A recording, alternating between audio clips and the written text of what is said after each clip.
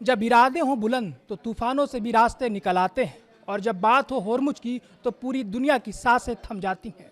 नमस्कार, मैं सौरभ शुक्ला और आप देख रहे हैं न्यूज़ 18। दुनिया की सबसे अहम समुद्री लाइफलाइन पर अब टोल टैक्स का खतरा मंडरा रहा है। क्या अब होर्मुज स्ट्रेट से गुजरने वाले हर जहाज को फीस देनी होगी? क्या ईरान ने अमेरिका की धमकियों को दरकिनार कर नई चाल चल दी है? और अगर ऐसा हुआ तो क्या भारत में पेट्रोल डीजल से लेकर रोजमर्रा की चीजें महंगी हो जाएंगी? अमेरिका की धमकी के बाद भी होर्मुज स्ट्रेट में टोल वसूली की संभावना बनती नजर आ रही है। ओमान के विदेश मंत्री बद्र अल बुसैदी ने ईरान के उस प्रस्ताव का समर्थन किया है जिसमें तेहरान ने होर्मुज स्ट्रेट से गुजरने वाले जहाज़ों से मैरीटाइम सर्विस फीस वसूलने की योजना बनाई। ईरान का दावा है कि यह टोल नहीं बल्कि पर्यावरण और सुरक्षा फीस है। ईरान के सरकारी टीवी चैनल प्रेस टीवी ने ओमान के विदेश मंत्रालय की पत्रिका मोंटे कार्लो दो आलिया में छपे ओमानी विदेश मंत्री के इंटरव्यू के हवाले से ये दावा किया है।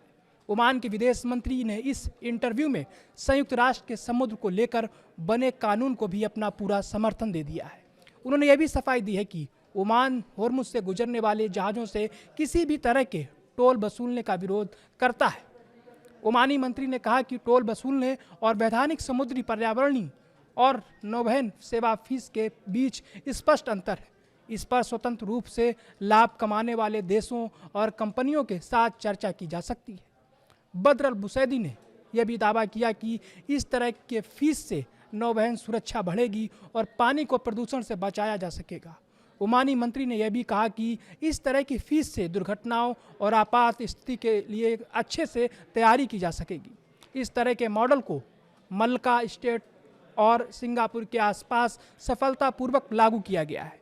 उन्होंने जोर देकर कहा कि ओमान और ईरान के बीच इस तरह की सहमत है कि होर्मुज को लेकर कोई भी भविष्य में होने वाला समझौता अंतर्राष्ट्रीय कानून के फ्रेमवर्क के हिसाब से ही होगा। यह पूछे जाने पर कि ब्रिटेन और फ्रांस ने बारूदी सुरंगों को हटाने का प्रस्ताव दिया है, इस पर ओमानी मंत्री ने कहा कि होर्मुज स्ट्रेट और अंतर्राष्ट्रीय शिपिंग लेन की सुरक्षा को सुनिश्चित करने की मुख्य जिम्मेदारी ईरान की है। यह ईरान और अमेरिकी राष्ट्रपति के बीच हुई डील में भी है।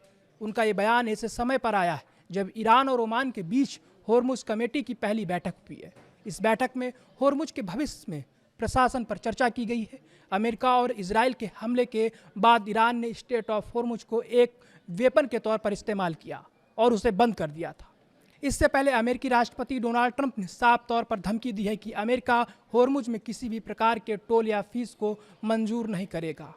इस बीच ईरान के राष्ट्रपति मसूद पेजेस्कियान ने सोमवार को कहा कि ईरान की 6 अरब डॉलर की फ्रीज की गई संपत्ति को वापस करने पर लगी रोक कतर हटाएगा। पेजेस्कियान का ये बयान ऐसे समय आया है जब इस सप्ताहांत फारस की खाड़ी में हुए हमलों के कारण अमेरिका के साथ बातचीत में चुनौतियां पैदा हो गई हैं। किसी संपत्ति को फ्रीज करने का अर्थ है कि उसका स्वामित्व रखने वाला व्यक्ति भी रोक के तहत इस संपत्ति का उपयोग नहीं कर सकता। मसूद पेजेस्कियान का उन संसाधन का जिक्र करना ईरानी जनता को अंतरिम समझौते के लिए मनाने की कोशिश जैसा लगता है।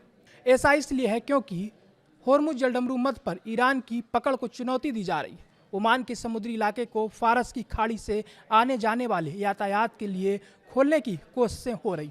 पाकिस्तान के साथ बातचीत में अहम मध्यस्थ कतर के पास रोकी गई धनराशि से पाबंदी हटाने का जिक्र करने वाले ईरान के सबसे वरिष्ठ अधिकारी पेजेस्कियान का है।